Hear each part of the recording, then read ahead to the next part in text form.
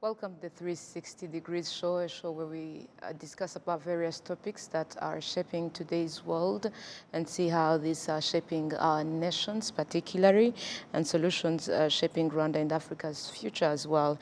Today we dive into an exciting new initiative. It is called Performia Africa, a strategic approach to building a productive, ethical and high-performing teams that goes beyond traditional HR systems.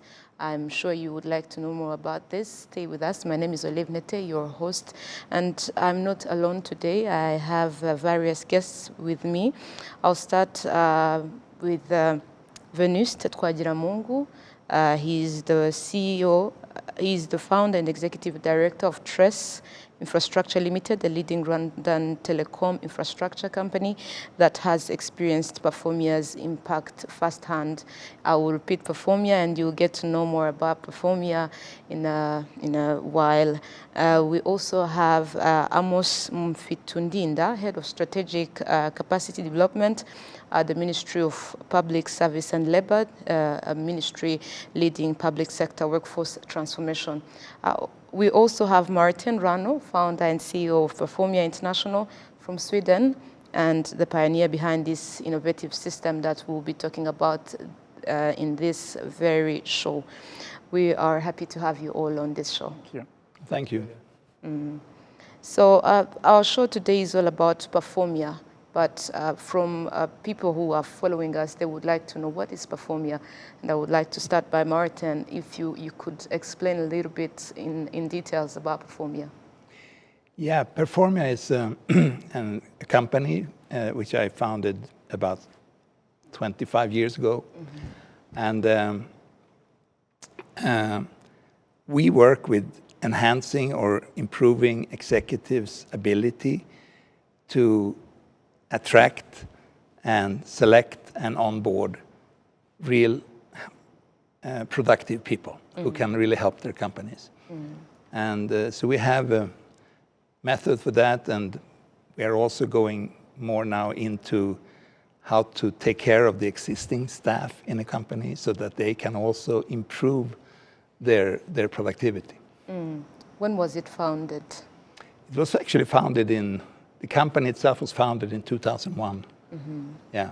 It's been quite so many years now. Yeah. And I would like to go straight to what Performia is doing. And I would say that there are other companies that are doing the same thing. What is Performia bringing on the table? What is different? I think one thing that makes us very different is that we are very focused on performance. That's why we named Performia, because we are looking so much at what has a person accomplished in previous jobs. And even if he hasn't had previous jobs, maybe he was a student, but we are still interested in what has this person contributed? What has he done for other people? Because when you work in a business, you're there to help other people. So we are interested in that. And when we see a person who is helping a lot and has been helping a lot, then we analyze them, we check their personality, and can then fit them into roles where we think they can really succeed. Now, going to Amos, in this discussion, we'll also share insights and experiences and vision on how Rwanda can leverage Performia to accelerate its journey towards Vision 2050, a vision that we already have and we are already undergoing on that journey. I would like to ask, what does the Ministry of Public Service and Labor has in mind? What are you doing to empower the workers in different institutions, and how is Performia going to put a stone on what you're doing? Thank you so much. The Ministry of Public Service and Labor, which you know that has a core mandate of skills development as well as employment promotion, has a number of interventions, like you said, which are geared to wanting the national vision of 2050 come to pass. One of them is laying strategies and policies For this national agenda period of 24-29, which is NST2, we have developed a national employment and skills strategy. The strategy is looking at linking the skills that are supplied to the demand of the labor market. And the strategy has it that they should be a job relevant students who come from universities and colleges that have those hands-on skills that will match the labor market needs. So with Performia coming in and having their vision of performance, and Minister of Public Service and Labor looking at the performance of the workforce in general, whether it is in private sector or whether it is in public sector, that actually builds a strong stone of having a workforce that is geared at looking at the performance of our nation in terms of building the economy. Thank you. Now to Venuste Twagiramungu, founder and executive director of TRES. We know TRES as an infrastructure, a leading Rwandan telecom infrastructure company that has experience, but also it is now working with Performia. We would like you to share briefly more of a testimony, how you have been working with Performia and how has it been effective? Okay, thank you so much. Maybe before talking about Performia, let's talk quickly about TRES. TRES is a company I started in 2009, and I had an ambition of building a local company which can provide services equal or even superior to what we were getting from outside. In the beginning, it was not easy, and because of lack of tools, because of lack of competence. And when I came to the realization that I needed to increase the competence of the company, one of the supplier I ended up finding was Performia. And that was not, it was about 2019. 2019, this is where I discovered, and I engaged into a coaching where I was being coached by Performia on how to run a business, how to make it more performing. And one of the fundamental things which made me convinced that Performia has the right tool, it was during the COVID-19 when we started the curfew in March 2020. During that period, when I was discussing with my coach, I told him, now it is my time to rest, because I was feeling a bit stressed with the ambitions I had. And he referred to a tool he was teaching me, and he told me, no, this is not the moment to rest. It is the moment to prepare for the after crisis. And I asked him, how do you want me to prepare when I don't know what will happen after the crisis? And he told me this, and this is something very key to everyone. He told me that after every crisis, there is always a period for production. Then thinking about it, he told me to look around and identify an opportunity or a problem which I could satisfy. Look around, I worked with him, and after 1 month, we came up with one problem which telecom was facing in Rwanda. And that problem was none than having one tower company, and the industry was suffering because of that monopoly. Then I engaged into that. Thanks to the coaching, eventually at the end of 2020, I got the license to become the second tower company. And then being coached again, I followed, and last year, we secured an investment from a private equity fund. And today, TRES is one of the most respected companies in the telecom industry. And this, to be honest, it would not have been possible without the coaching and the tools I benefit from Performia. Now, working with Performia, what are some of the tangible results, if I would call it, or what you have observed in the productivity? What has been the change comparing to how it was before and after you started the coaching with Performia? Okay, I will mention like 3 most important elements. Number 1 is, you see, when you are a founder, are managing, but at the same time you have your private life, you have your family life, and you have your life as a person. And sometimes the matching them, and sometimes we would say balancing those aspects.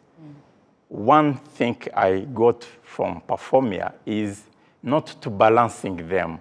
Instead, how can one component of your life feed the other one? It's like kind of synergy between your component, your different aspect of your life toward one goal. That was one. A second, it's about performance-based assessment. And the performance-based assessment, which is not complex as many systems I have learned, it's a system which would, give an example for each post. You would have only one component to look at. And that component, it is what you would call a statistic. And you don't need to look at many other aspects. If the statistic is going up, it means the person is performing. For the rest, if it is going down, there is some technique to help. So those 2 components, and of course there is the third element, which is to consider you as a part of a bigger system. How can, even if you are in the private sector, sometimes you would be saying you are working for yourself, how you combine your ambition, your personal ambition, with the ambition of the society in general, your country, but also the world in general, the humanity in general. So those 3 elements are the ones I could say are very specific to Performia. Now to Amos again, I would say that as the Ministry of Public Service and Labour, you have a system, and you know the challenges that are in the hiring system. Now, how does the Ministry of Public Service and Labour currently addresses the challenges about hiring and improving team performance in government institutions? Okay, starting with the hiring, we look at what are the products that are coming to be hired. Maybe we start from that. And one of the interventions is to prepare those who have come from universities, those who have come from colleges, to transition properly to the workforce. So Ministry of Public Service and Labour does coordinate the internship program. And this is a program that takes on students who have finished universities and colleges to go through at least a 6-month period of internship so that they gain those hands-on skills. They are placed in companies and also in agencies and institutions so that they are given those that they probably had in theory to be hands-on. Now, when you take them for hiring, that means you've hired people who have gained certain skill sets that they could not get through the normal education transfer of knowledge, because this time it is hands-on skills. Now, you probably are aware that we do carry out a vigorous recruitment system from the advertisement through IPPS. Those who are intending to work will go through a psychometric test, then written test, then oral interviews. All that is to make sure that there is a screening of which is the right product to go to the workforce. Now, after that, people have been onboarded, but it doesn't stop there. There is a 6-month probation period. This is supposed to be a period to have them fully onboarded on the new environment, of course. They may have met a new environment. Those who have just come out of college, this is probably the first pressing they've had. So that period makes them acquainted and fully aware of what kinds of tools and systems that the usual workforce or worker has to undertake. And that leads them to having them get to know exactly what they're supposed to do. Once they have been fully onboarded, on annual basis, there is result-based management system of evaluation, where the supervisors and managers evaluate those they supervise according to the key responsibilities they have been given and their functions. Then, of course, also the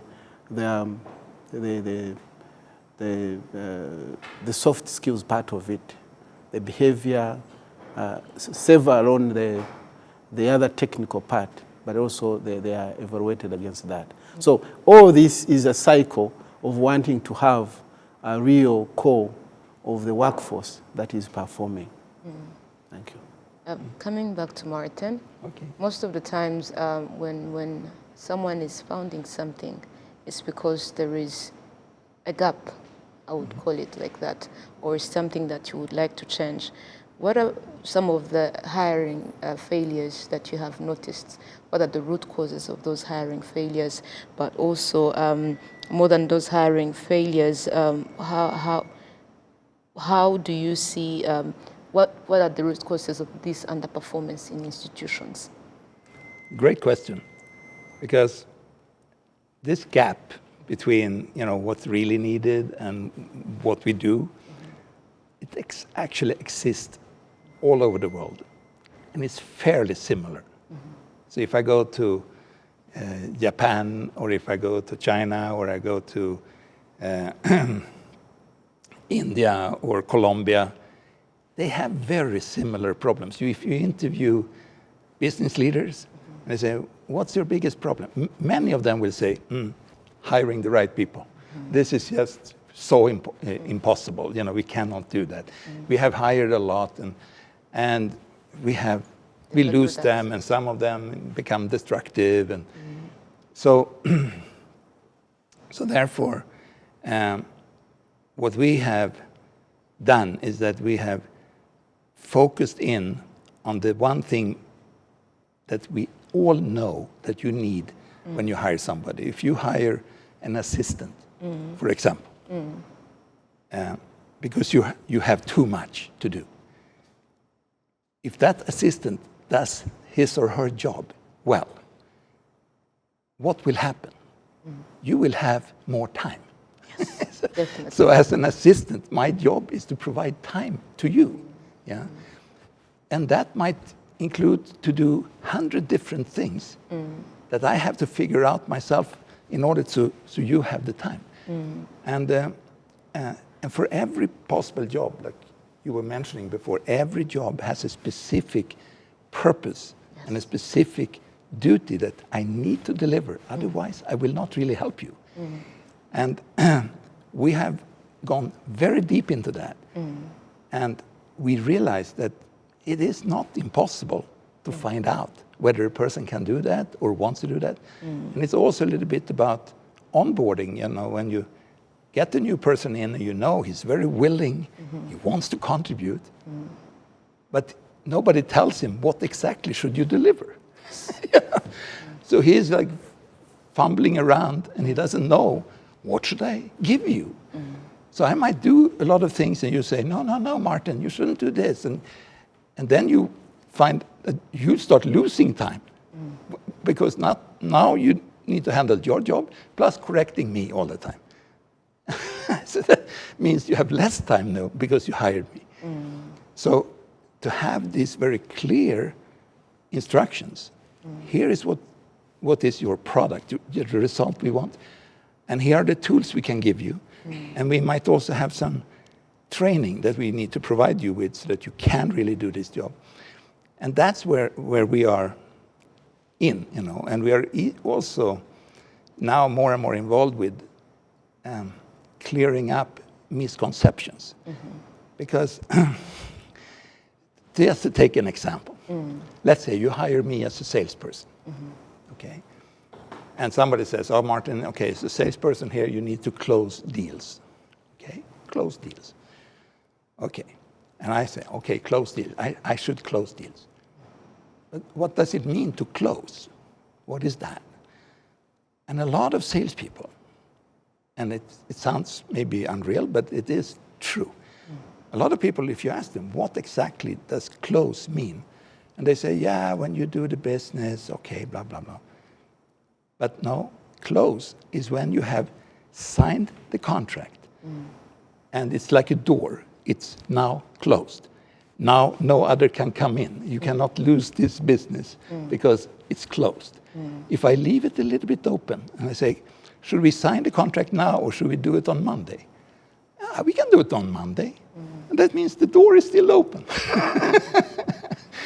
So when a salesperson realized that, I need to close. Because otherwise in the weekend, the client goes and meets some other people and, are you looking for a salesperson? Okay. And now one else comes in, you know, or sell the product or whatever it was. And so we have a lot of attention to words, and every job, you could say, have kind of keywords that if you don't understand those keywords, it's very difficult to be super effective.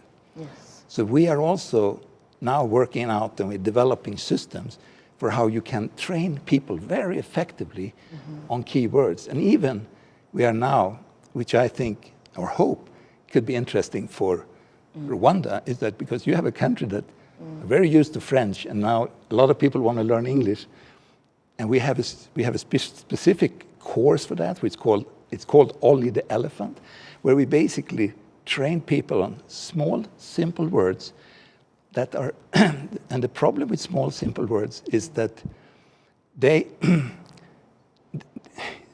are not so many, but each word might have 10 different definitions. So if I say, you know, I walk on the table, yeah, that's one on top of on. Yes. But if I say, it's time to go on, that's another definition. Yes. So turn the machine on, that's the third definition. So in this course, you learn all definitions of 32 most common English words. And once you have learned that, then you can study English materials totally in a different speed and with a different level of understanding. So that's what we are very engaged into, so that people, because we know that when people are not making it, it's not because they don't want to make it normally, it's because they don't understand. Yes. And as soon as they understand, they start smiling, and the job becomes more fun.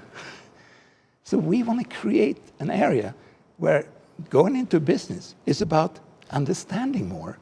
And then I can start to understand myself, I can understand my boss and my colleagues.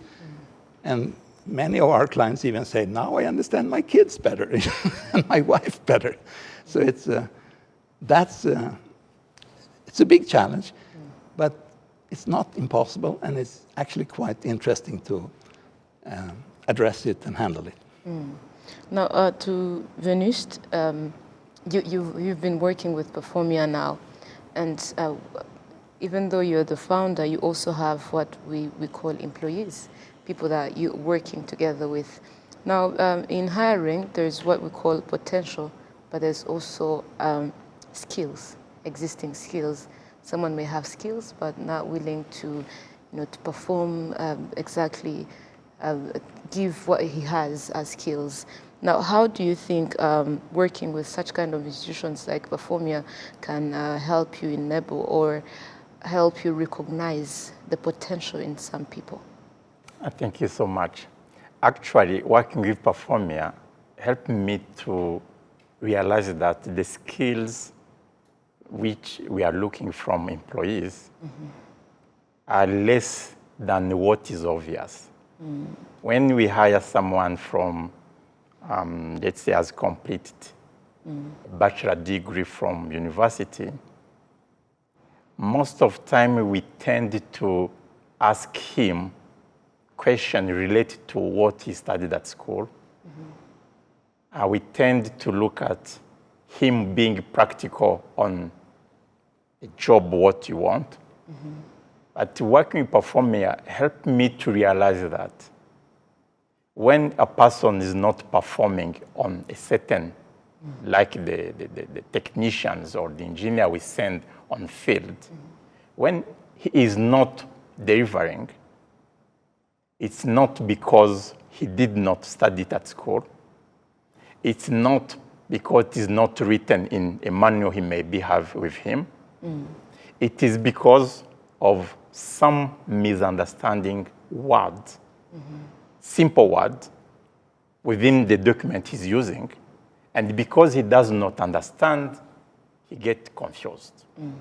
And because of that, we, under coaching again, we developed a glossary. A glossary which includes those keywords within our technical area so that every engineer, every technician, before being sent on field, he's checked on those words. And when we did it, we realized the skills they had from school actually they are enough. What was missing was the linking between the theory they got from school, the material they are seeing on field. The link was that misunderstood words or misunderstood concept. So this was something new, which I didn't know before working with Performia. Now, Amos, as the Ministry of Public Service and Labor, there are so many goals. There is the Vision 2050. There is the National Strategy for Transformation, the second phase, which we are on now. There is creating employment, increasing employment opportunities and everything. And if we are talking about increasing employment opportunities, that goes hand in hand with hiring a skilled workforce, but also potential workers that will perform well, that will give productivity at the end of the day. Now, how do you see Performia's values and based and performance-driven approaching or aligning with these goals that you have, be it with the Vision 2050 and also the NST2? Yeah, Performia, I haven't known it for long. Actually, it's this week that I met Martin and Venesti. So I can't claim that I have fully known their tools and systems, but from a little discussion we had with Martin and Venesti the other day, and a session I attended, which he was facilitating, one way that Performia can come in to support is on soft skills part. Yes, we may have graduates and the workforce that is very technical, at the uphill of technical perspective, but the soft part of it is lacking. And the tools that they are providing, like the one he has just mentioned, will support them in the soft skills part. Communication is one of them. It can also contribute in networking and many other soft skills bit of it. As far as the Ministry of Public Service and Labor, we've had some other interventions that are related. I can mention that we always have job fairs at universities and prepare the students who are about to go to the labor market to get to know that it is not only the technical part that matters, but also the soft skills part. Yeah, thank you. Yes. Now, Martin, with Performia, it's been more than 20 years operating. In how many countries do you work? Right now, it's 27. 27. Are there African countries that you work with, or this is? I have, not done a lot in Africa, and this is why I actually decided I'm going to go here, because I got some new good news about Rwanda. You know, so I'm going to go and look at this country because I'm just very, very interested in what I have found so far. I mean, I'm already in love with this country. I mean, I think you have something amazing going on here. What steps can governments and private sector, private companies can take to adopt performance-based hiring systems like Performia? Yeah. Can I just give a little example? Because Yes. you mentioned that the technical skills and the soft skills. You know, it's a little bit like theoretical. But let's take a very simple example.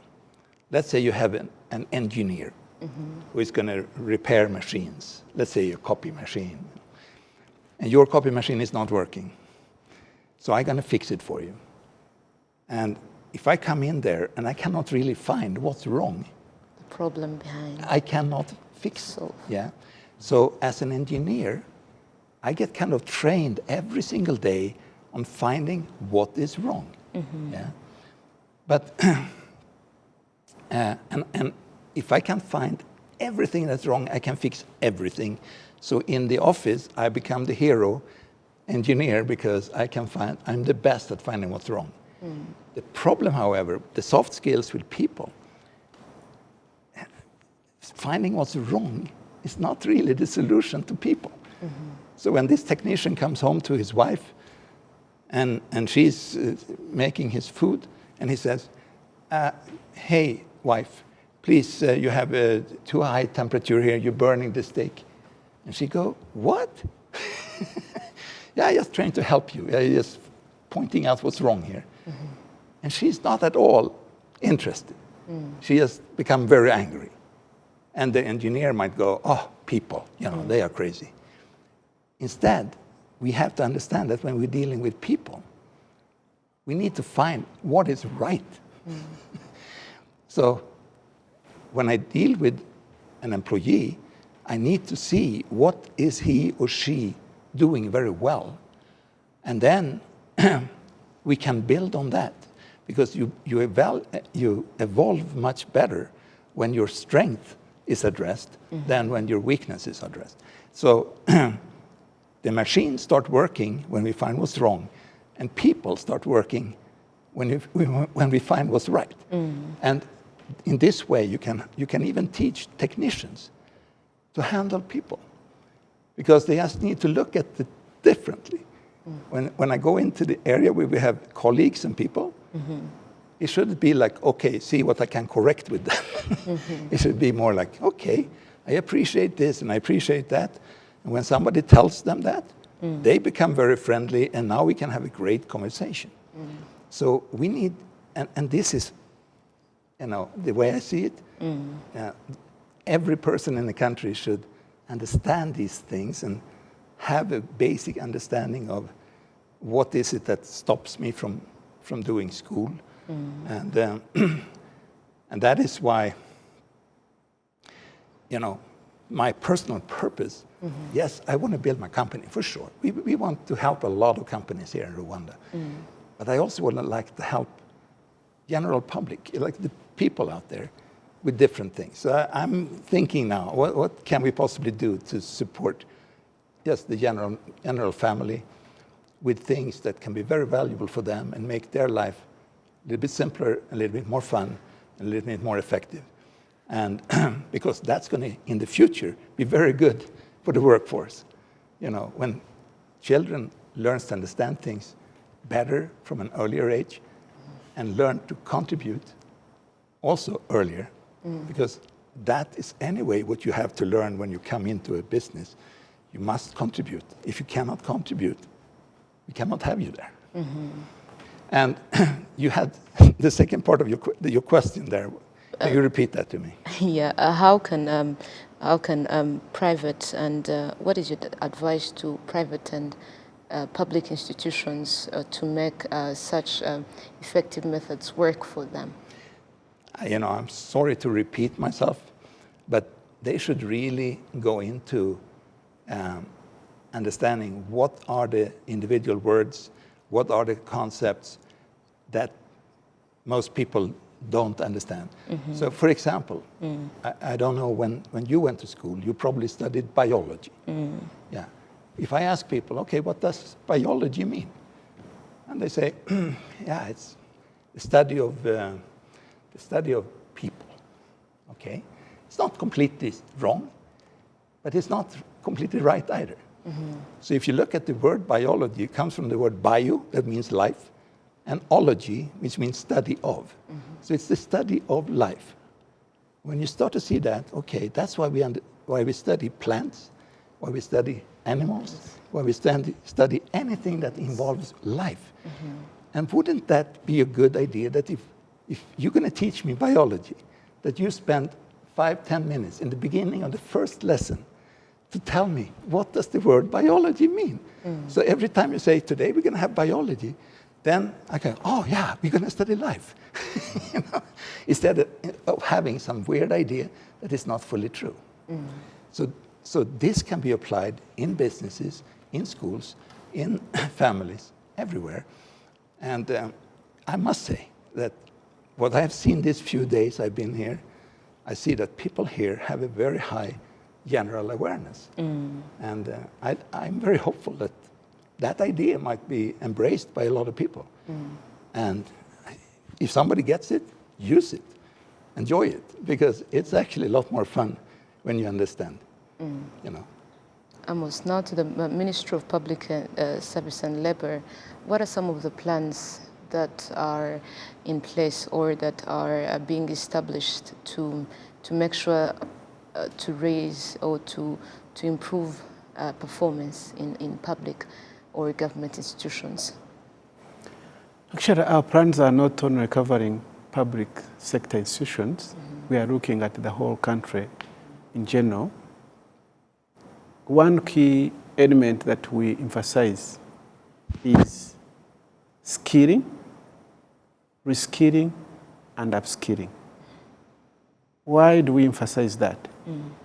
We know that the professional gestation of 10 years ago continues to narrow every other day. Why? Because of the dynamism of professionalism. For people who are in IT, today there is, maybe if you look at Android, there is version 7. Within a year, it has gone to version 10. That's just an example. So if you don't reskill, that means you are left behind. So you have to be technology relevant. That means you have to reskill. You are doing maybe production today, but you can be job rotated to maybe marketing. If you don't upskill your marketing skill sets, then you will not catch up. Now, reskilling. Again, reskilling is maybe the other first example can also apply, that the technology is actually moving very fast. Today, we are talking of artificial intelligence. If you do not catch up with artificial intelligence, you may be left behind.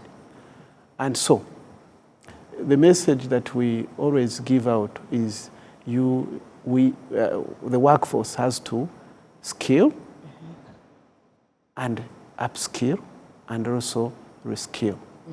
And this takes me to another message I should want to pass on, that skills development is pushed by lifelong learning. You don't qualify at university and say, okay, I'm done. No. In my about 25 years of workforce career, I always do, at least every quarter, I have to do something as of learning is concerned. Certificates in conflict management, in diplomacy, and many other sorts, which are probably not even in my core functions of day-to-day working. So it's good that you put lifelong learning as a key to performance. Thank you. Now, to Venust, as an employer that is working with so many people that are serving in the company, working with such institutions that enhance the skills of workers, if I would say the performance, how was the response of employees to this program, and how has it affected their performance even after receiving such kind of trainings? Do you see this as something that you will continue to use to, as Amos just said, skills is something that we need to put on again and again. It's not something that stops. Do you see this as something that you can, as a tool that you can use over and over again to make sure that the employees that are coming in or that are in the company for long are getting skills? Yes, not only it is tools I can, but it's a tool I have to use continually. What is important, Martin was mentioning about contribution. What I realized with people, at least with my small group, is when each person understands what is his role and he is cleared, everything is clear for him or her contribution or his contribution to the overall wealth of the company, his morale goes high. And when his morale goes high, when it comes to learning new skills, you even don't have to come and knock on him. He is fueled already. It's like when the person understands, and when those misunderstood concepts, those small misunderstood words are cleared to him, his job is clear, his relationship with other people are clear, the relationship with partners are clear, the person starts working and enjoying. That's the most important aspect. Because sometimes people would say, I'm stressed. A person would be stressed when he's doing the thing he does not want to do. And he would not want to do them most of the time because he does not understand. As soon as you get him understand, it's like a player on a playing field. He would enjoy and he would be producing and the overall company would benefit. Now, Martin, you said that this is the first time, you shared with us that this is the first time that you're working with Africa, specifically Rwanda, and there are some of the few things that you've learned about the country to choose to come. If you would share those things that you learned about the country that made you choose this country as some of the countries you can work with. And second on that, what lessons make Performia's approach relevant to Africa? Because I would say that Europe has its own way of working, America has its own way of working, and Africa has its own way of working. What lessons make this approach relevant and suitable? Okay, cool. You know, one thing I recognized directly when I arrived at the airport was that people seem very calm and collected, focused on what they're doing. Again, I'm not saying it's perfect everywhere, but there is a very nice calmness. And then I heard that your president instituted that once a month you go out and clean the environment. That's amazing. That, first of all, makes everybody contribute. And he, even himself, is obviously doing it. And he's setting, by that, a very good example for other people. And what it actually means, he brings order. Because any good leader, any good teacher, the first thing they need to organize is order. Because have you ever been in a classroom where the teacher had a problem to get order in the class? The people were sitting there. I mean, I remember myself when I had a teacher and we were just laughing and talking and we didn't really care much about the teacher. While there was other teachers, when they came in and they said, okay. And immediately I was focused because this person demanded order. And so if a leader, whether he's a leader in a school or in a business or of a country, when a leader demands order, there is a chance to bring in more technology, more understanding, because if there is no order, we cannot really teach each other. Yes. You know, so order is a very basic thing, and that's what I've seen these days. I love the order in this country. Again, I'm not saying cannot be better, but it really made me want to contribute and help in whatever capacity I can do that. And I'm just saying I'm available, you know, like if someone wants to have my help, and I'm ready to help. Because for me, it's not about business and money only. That's one part, that's the company part. But there is another aspect, you know. And so I'm just telling you, if you want my help, I'm ready to go. Yes, and now to the approach of Performia in other countries. Now you're working with Africa. What lessons have you learned that you're going to use in Africa as a new, I would say, platform that you're going to work on that has its own way of working? Yeah. You see, I can take some countries where, for example, in Czech Republic, we have been there since 2006, I think. We have a beautiful team there. It's about 30 people. And they are training business leaders on these basic fundamentals and how to bring out productivity, et cetera, et cetera, et cetera. And that I have started to see that it actually have an impact on the entire society. So we all need good examples, and we're trying to set one. You know, I'm not sure we always succeed, but we try to set a good example. And I think there is a lot of people and businesses in this country already who are setting great examples. And when I hear you talking about your plans, for me, it's music, because there is a plan, there is an idea, we want to make something better. And then it's just a matter of finding the best methods to do it. And once we find it, that it works, because here's another thing, which is, I think is very simple. If we look at the truth, truth has a very simple definition. We can say that truth is that which works. So if something works, it's true. Yes. Yeah. And if it works better, it's more true. And if it works all the time, it's always true.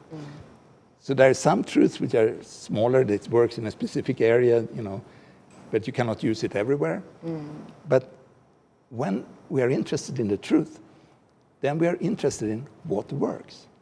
And this is what I see good leaders always look for. They look for, is it working? You know, you can talk all day, but if it's not working, I'm still not interested. Yes. Even if you can show me scientific reports, but it doesn't work. Sorry. But this approach someone else shows you, and we try it, oh, it works. Let's go with that, you know, until we find something even better, you know. So this is, you know, I feel so optimistic when I see this country, but I see we have a certain impact everywhere where we are. And yeah, so I can just say I'm excited to be here. Now, time is running fast, but this is an interesting conversation because at the end of the day, every employer is looking for a potential employee who can deliver what is needed in the platform. Now, to Venice, who has been able to work with Performia, what is your message to other employers as someone who has worked with such a company or such with these tools? What is your message to other employers? Okay, my message would be very simple, and it would be connected with what just Martin has said about the truth. If the thing is working, it is the truth. So my message would be simple. Look at it, test it. If it works for you, use it again. If it works again, keep using it. If it does not work for you, put it aside. That would be my simple message. Don't think too much about complex things. Take it, use it, test it. If it works for you, that's great. That would be my simple message to everyone. Now, to Amos, what would be a message to the public sector, but also the private sector, because you work with both in this journey of the Vision 2050, but also in the agenda of the National Strategy of Transformation? What is the message to these employers who are hiring day to day? That because at the end of the day, I believe what they're doing is a contribution to what the country is building. Okay. First of all, to both sides, the producers of those who work, that is the skills providers, who I'm lucky that are represented by Martin, Yes. and then to the employers that are represented by Venasti, and that the whole, the two sides of skills supply and the skills demand. My message would be, there should be a proper and frequent engagement. Why? We need to know what is needed on the labor market. What Venasti needs should be what Martin produces. What the academia is producing should answer what the labor market needs are. That's number one. Number two, to the employers, like I said before, it shouldn't stop at hiring. A high-performing team is equipped, is facilitated. Among the facilitation that it should be given should be skills development. Upskilling them, reskilling them. So that's a message I would give. And if you allow, that's why I would maybe share what the Minister of Public Service and Labor is doing, Yes. to have this industry, academia engagement come into existence. We are supporting the establishment of sector skills councils. These are private sector-led bodies that are representing the industry, that should inform the academia, the education sector, what the labor market needs are. That is so smart. That is so smart. Yeah, and to date, we have established 6 of them from the infrastructure where Venasti actually is. So we have the chapter of the Institute of Engineers, which I think is. There is the chapter of Institute of Architects, the Institute of Quantity Surveyors, and the Environmental Practitioners. That's Infrastructure Sector Skills Council. We have mining, we have Financial Sector Skills Council, which has the subsector of banking, insurance, actuarial science, and even capital markets. Then we have agriculture, we have manufacturing, we have tourism and hospitality, and manufacturing. So the 6 of them are representing the industry. The academia also comes in.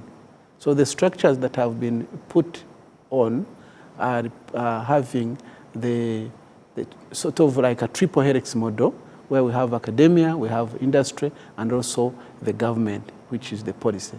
So that there is that complementarity. What the needs are, what the supply is about, and how they can be put into policy framework to make them work. So that's the principal thing that we are doing, so that always we get to know what the workforce should be. Lastly, I know we are time conscious. No worries. Still have Lastly, the message I would pass on is to make sure that they get involved in skills needs assessment. Yeah, if we have Minister of Public Service and Labor approaches the private sector to assess what are the skills gaps, my desire would be, let them be positive to tell us where the gaps are, so that if we are informing the academia, then they get to know what should be produced on the labor market. Back to Martin Rano. I will not ask about the message to employers because you're producing already what they need. My question would be, those who want to involve with you, how can they do that? Who wants to involve with Performia? Oh, you know, we have representation here in the country. You can just go online and you can go to performia.com and find the country. And we will soon add now Rwanda. We haven't really officially opened until very recently because we took some time to establish the company. That's now done. And we are very welcoming to anyone who wants to ask any questions or wants to find out what we can possibly do for them. And we will also go out and look, see what can we contribute, what is really most needed here in this market, because I don't know, but what I've seen makes me very hopeful and that we can accomplish something. Now, before we close this episode, I would like to also ask on behalf of our viewers, is there any plan to expand and go in other African countries? Oh, yes. You see, we want actually Rwanda to be the first. We're planning even to have our main headquarters for Africa here in Rwanda. And then we're going to open country by country by country. But we want to make it really good here, so that if we cannot make it good here, I mean, then why should we go to other places here? So we need to really do it well here. And then we go to other places and other countries. And I know every country have their specific difficulties and situations. But when it comes to this area of people, understanding, education, skills, the problems are very, very similar. But normally, it's not as prepared as I see Rwanda is. Rwanda is really prepared for takeoff. And so we will see. I cannot tell you yet what we will accomplish, but I can tell you we're going to do our best.